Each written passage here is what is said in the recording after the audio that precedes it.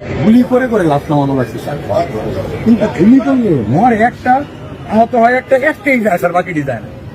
এটা হলো স্যার সবচেয়ে বড় আতঙ্কের এবং মানে দুশ্চিন্তার বিষয়। আসসালামু আলাইকুম রহমতুল্লাহি ওয়া বারাকাতুহু। সম্মানিত দর্শক, সেদিন আসলে কি ঘটেছিল? কেন ছাত্ররা এত রাগান্বিত হয়েছিলেন? কেন প্রধানমন্ত্রী শেখ হাসিনাকে উৎখাত করার জন্য ছাত্ররা উঠে পড়ে লেগেছিলেন? কেন সাধারণ ছাত্ররা মৃত্যুকে উপেক্ষা করে রাজপথে নেমে এসেছিল তুফানের গতিতে? আপনারা কি জানেন? কেউ কি বলতে পারবেন এর পিছনে রয়েছিল কি রহস্য? সেরকমের একটি রহস্য উন্মোচন করেছেন এক পুলিশ সদস্য, যিনি সাবেক স্বরাষ্ট্রমন্ত্রী আসাদুজ্জামান খান কামালকে বলছেন, স্যার একজনকে গুলি করলে শুধু একজনই চলে যায়, বাকি সবাই সামনের দিকে অগ্রসর হয়।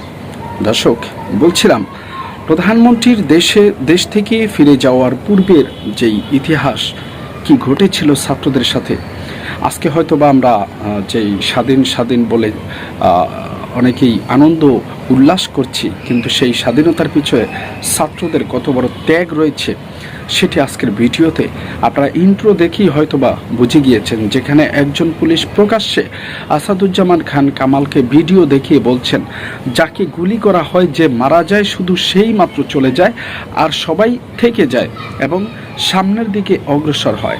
দর্শক, এমন পরিস্থিতিতে বাংলাদেশ স্বাধীন হয়েছে, কত মায়ের বুক খালি হয়েছে সেটি এখনো পর্যন্ত নিশ্চিত করা যায়নি। এখনো পর্যন্ত তার কার্যক্রম চালু রয়েছে গণনার। দর্শক, আসলে বাংলাদেশের শেখ হাসিনার এত বড় অধঃপতন, যিনি দেশ ছেড়ে পালাতে বাধ্য হয়েছিলেন। সবচেয়ে বড় কথা হচ্ছে, শেখ হাসিনা বাংলাদেশ থেকে পালিয়ে গিয়েছেন, কিন্তু কেন? যিনি বাংলাদেশের এত উন্নয়ন করেছিল, দীর্ঘ 15 বছর পর্যন্ত যিনি দেশের হয়ে জনগণের হয়ে কাজ করেছিলেন, যিনি এত উন্নয়ন করেছিলেন, বিশেষ করে যে সকল বড় বড় উন্নয়নের মধ্যে একটি পদ্মা সেতু, এলিভেটেড এক্সপ্রেসওয়ে, তারপরে আপনার আরও যে সকল উন্নয়ন আছে উল্লেখযোগ্য। তবে কথায় আছে না, স্বৈরাচারী শাসক কখনো মানুষ চায় না, এটাই ছিল সবচেয়ে বড় কারণ।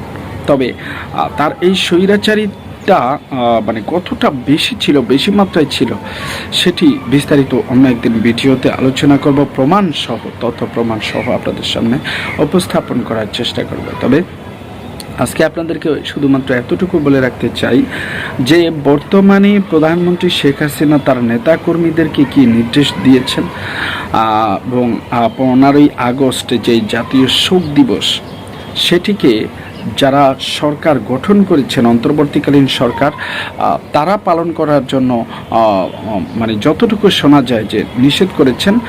তবে যেটা ঘটেছে সেটা হচ্ছে, প্রধানমন্ত্রী শেখ হাসিনা বলেছেন, যে কোনো মূল্যে 15ই আগস্টে বঙ্গবন্ধু শেখ মুজিবুর রহমানের জাতীয় শোক দিবস পালন করার জন্য তার নেতাকর্মী সহ রাজনৈতিক যারা প্রতিনিধি আছে তাদেরকে উদযাপন করতে বলা হয়েছে। কথা হলো যে প্রধানমন্ত্রী শেখ হাসিনা যদি পালিয়ে না যেতেন তাহলে কতই না সুন্দর হতো। প্রধানমন্ত্রী শেখ হাসিনা পালিয়ে গিয়ে সাধারণ যে সকল তার কর্মী বাহিনী আছে তাদেরকে বিপদের মুখে ঠেলে দিলেন না তো। দর্শক, যারা দেশকে নতুন করে গড়ার স্বপ্ন হাতে নিয়েছেন, তারা কি পারবেন নতুন করে দেশটাকে গড়ে তুলতে? দর্শক, বিস্তারিত দেখতে চ্যানেলের সাথেই থাকুন, নিত্য নতুন ভিডিও নিয়ে আপনাদের সামনে উপস্থিত হব। তবে খানিকটা বলে রাখছি, যে সকল আমার বন্ধুরা আছেন, আমি একটা জরুরি কাজে কিছুদিনের জন্য ব্যস্ত আছি, এজন্য নিয়মিত ভিডিও দিতে পারছি না। সকলের কাছে ক্ষমা প্রার্থী। প্রথমেই জন্য সকলের কাছে অনুরোধ থাকবে, আমি যখনই ফ্রি হব তখন আপনাদের সামনে প্রত্যেক মুহূর্তের আপডেট নিউজগুলো পৌঁছে দেবো যে কোনো মূল্যে।